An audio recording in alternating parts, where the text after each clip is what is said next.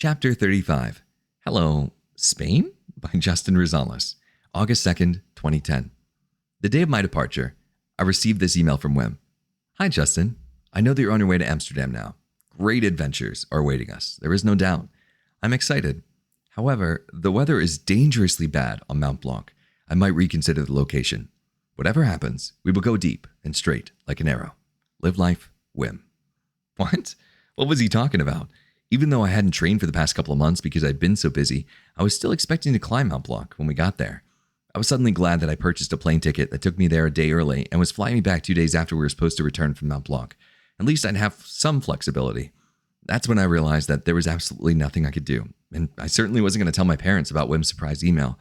They took what comfort they could in knowing where I'd be at all times, and if I told them that I was going to Europe for a week, we had no idea where I'd end up, they'd freak out and probably rip up my plane ticket.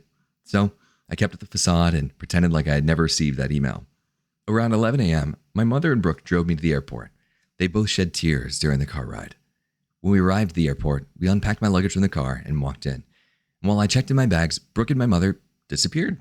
They came back, though, a moment later with a brown paper bag. "What's this?" I asked. "We wanted to buy you a gift," my mother replied, "so you'd remember us." I took out the contents of the bag. It was a solar-powered keychain with my name on it. Pittsburgh was inscribed on the back. "Every time it's in the sun," Brooke said, "your name will blink. We hope you like it." Brooke's eyes filled with tears again. "I love it. Thanks, guys." I hugged them both, and they began to cry in unison. "We'll miss you," they said together. With one last squeeze, I told them I loved them and walked toward security. "Thanks again, guys," I called back. After clearing security, I located my gate and immediately boarded my flight. Welp, I thought, this should be interesting. When I arrived at Amsterdam's airport, Conrad was there to pick me up. I found him looking at a giant screen that showed the flight arrivals. "Hello, Conrad," I muttered. He turned around, surprised to see my face. His face was shaved and he looked much skinnier than the last time I had seen him. "Oh, hello, Justin," he replied. "Wim sent me to come pick you up. He will meet us at my house later. Is that okay?" I laughed. "Of course it's okay. What am I going to say, no?" He bought me a ticket for the train and we rode back to his house. It'd been a long time since we'd seen each other. It was refreshing to see a familiar face. It reminded me of our times in Poland. Through previous emails, I had heard from Wim that Conrad would be joining us on our trip to Mount Blanc. But when we arrived at his house, he told me he wouldn't be able to make it anymore. He'd run into an unfortunate set of circumstances that left him with no money. I was disappointed he wouldn't be going. A few hours later, Conrad received a call from Wim. "Wim says he will be here soon. He's riding his bicycle over," Conrad told me. "Great," I said enthusiastically. Wim walked through the front door of Conrad's apartment half an hour later. "Hello, Justin." He embraced me. Wim was wearing a crimson sweatshirt and long brown pants. "It's good to see you again, my friend," he said. "Yes, it's good to see you too." "So, what's the plan?" I said. "Well, we're not going to Mount Blanc. The weather is too dangerous there. Avalanches and such. Instead, we will go canyoning in Spain. We will meet my son, Einam, there." Wait, canyoning in Spain? Isn't it hot there? It's summer. I started to regret packing all of my winter clothes. I only had one pair of shorts. "Yes, very hot, but do not worry. Everything will be okay." Okay, well, how much is that going to cost? I only have the 700 euros that you told me to bring." I began to worry. "It's the same price. It will be enough to cover your expenses. I'm not charging you to be with me, but we will all split the expenses." "Oh, okay. Wait a second. I thought Conrad wasn't going. Who do you mean by all?" "It will be you, me, Einam, and Dennis. But Einam will meet us there. We need to pick up Dennis later today." "Who's Dennis?" I was starting to realize how much I didn't actually know about this trip. "He's a good guy. I met him a few days ago." "Okay, Wim. Well, I guess I'm up for whatever." He looked at me and smiled. "Great. Now I have to go meet Caroline in the park. You guys should come. Meet me there in an hour, okay?" He left as quickly as he had come.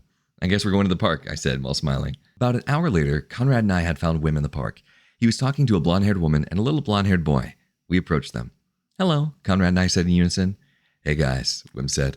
"This lovely woman is Caroline." He placed his right hand on her left shoulder and smiled. "And this is my boy Noah." Conrad and I shook hands with Caroline and waved to Noah. Noah seemed shy. He clung to his father when we tried speaking to him. "He doesn't speak English yet," Caroline informed me. "That's okay. Does he like to play?" I asked. "Yes," Wim said. He told something to Noah in Dutch and then looked back at me. "He wants to be like his father. He likes doing yoga positions and gymnastics, yet he's only 7. He'll show you." Noah ran over to a nearby log and climbed on top of it. He looked at me and smiled. All of a sudden, he bent down and threw his body into a cartwheel. "Wow," I said, giving Noah a thumbs up. "Well done." He continued to show off for the next 10 minutes. Eventually, I joined in and did a few somersaults as well. When we grew tired of that, we grabbed a pair of sticks and pretended that they were swords. Had a lot of fun with Noah. He has a lot of energy, just like his father. While Noah and I played around, I could hear Wim and Conrad talking about the barefoot snow run in Kartapach. Listen, Conrad said, if we're going to do the run in Kartapach, I need more details. I need to start organizing things. Otherwise, my cousin will cancel the event altogether. Yeah, Wim replied. It'll all work out.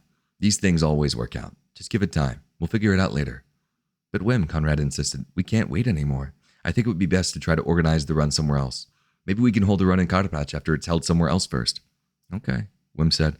Let's do that then. Soon after, Wim came over to Noah and hugged him goodbye. I have to go, he told me. I will pick you up from Conrad's house first thing in the morning. I will be there early, so be ready. All right, I said. Goodbye, Wim. He jumped on his bike and rode away.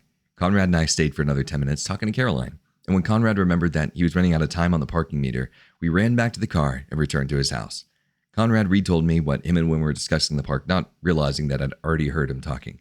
I expressed my concern and proposed that we could try the run in the U.S. That's a good idea, he said. It could be a lot of work. It will be up to you to organize it. I'll figure it out, I told him. I was excited to have the opportunity to organize the event in the U.S. I put it in the back of my mind to think about later. My main focus now was Spain. I didn't know what to expect. It was something that I had come to understand from being friends with Wim. He always had big surprises up his sleeves. I woke the next morning at 5 a.m. to get a shower. I didn't know how long of a car ride it was to Spain, but I assumed that it was farther than Poland, meaning we'd probably be on the road for a long time. While I was in the shower, I tried to imagine myself canyoning in Spain. The images that popped into my head, though, were of me falling off cliffs into a hole the size of the Grand Canyon. I shook my head, just trying to get rid of the pessimistic thoughts. I knew that I'd be with Wim, and he's usually very safe to be around. I knew I could trust him. When I got out of the shower, I went on my computer and emailed my parents in Brooke, letting them know that I'd be now going to Spain instead of Mont Blanc. I figured they wouldn't take it very well, but their response at this point wasn't going to be able to stop me. I was in Europe under the care of Wim. I had no choice where I was going to go. My last words in the email were, I'll try to be safe. It was the only comfort that I could offer them, and honestly, the only promise that I knew I could keep. Around 6:30 a.m., Wim pulled up in a small green car that I had never seen before. Hey, Wim, I called as he opened the driver's side door. Whose car is this? I borrowed it from a friend of mine, he replied. His name is Manelli. He's doing a documentary on me. Since Conrad can't come and he needs his Jeep, I needed to find another way to transport us to Spain. Come on, we have to go pick up Dennis. We packed up the car with my stuff and bid farewell to Conrad. We drove 30 minutes into the town of Amsterdam until we had arrived in a vacant parking lot. He's meeting us here, Wim said. Where are we? I asked. The place he told us to meet him. Wim and I sat in the car for a few minutes, waiting for Dennis, until we noticed a coffee shop nearby. We got out of the car and walked over to grab a couple coffees while we waited. We took a seat near the window so that we could watch when Dennis pulled in. Soon enough, an unfamiliar car drove and parked next to the small green car. Wim paid for our coffees, and we made our way outside to meet Dennis. When the car door opened, a tall blonde man with braces emerged. He had bright blue eyes and was wearing a tight black shirt. He seemed to be slightly older than I. Hello, Dennis, Wim yelled, extending his arms to hug him. Hello, Wim. Dennis accepted his hug and turned to me. And you must be Justin? He asked. Yes, that's correct, I replied, extending my hand to shake his. Pleasure to meet you, Dennis. Several people got out of the car and hugged Dennis goodbye. I assumed it was his family. This is my wife, he said. Be careful, the woman told me. She appeared to be the same age as Dennis. I grabbed her hand and shook it.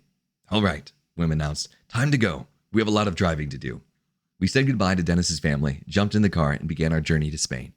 During the first few hours, Wim, Dennis, and myself spent some time getting to know each other. I learned that Wim had met Dennis a few days before at one of his world record attempts. Dennis had asked about joining one of Wim's adventures sometime soon, so Wim invited him along. I also learned that Dennis was a motivational speaker and loved the power of the mind. He was selling his interior design company to become a life coach. It all seemed very interesting. Eventually, the barefoot snow run was brought up. Dennis, Wim said, Justin and I are organizing a barefoot snow run in Poland. Wait a second, I interjected. Aren't we not doing it in Poland anymore? Oh, yes, he said. I forgot. Well, I continued, I was thinking, what if we did the barefoot snow run in the U.S.? There's a park near my house where we could try to organize it. That's a great idea, Wim said. Oh, I could even break a world record there while sitting in the ice to draw more people into the event. We can do a workshop too. Yeah, doesn't sound like a bad idea. My family owns a small business back home and they rent out a building. You can break the world record there and do the workshop in there. Perfect, he said, visibly excited. Let's make it happen. I'll let you organize it, Justin. Speaking of running barefoot, Dennis said, have you ever seen these shoes before? He lifted up his feet and presented his strange footwear. They are called Vibram Five Fingers. This particular model is the KSL. They're amazing. They simulate barefoot running and are supposed to be better for your knees, joints, and feet. That's awesome, I said. I'll have to look into those. I really, really like the design of the shoe, and it gave me an idea. If I were going to participate in the barefoot snow run, then I would actually need to start training barefooted. But on the streets and sidewalks at Penn State, you can sometimes find broken shards of glass. You can understand why it's not an ideal environment to run on barefooted. But I also noticed that the material in this shoe looked relatively thin, meaning that it could provide less protection from the cold, which is what I needed. Dennis Vibram 5-finger shoes quickly became my viable option to allow me to run barefooted through the snow at Penn State without cutting up my feet on glass. Soon after the conversation about the barefoot snow run ended, I fell asleep. The jet lag had finally caught up to me.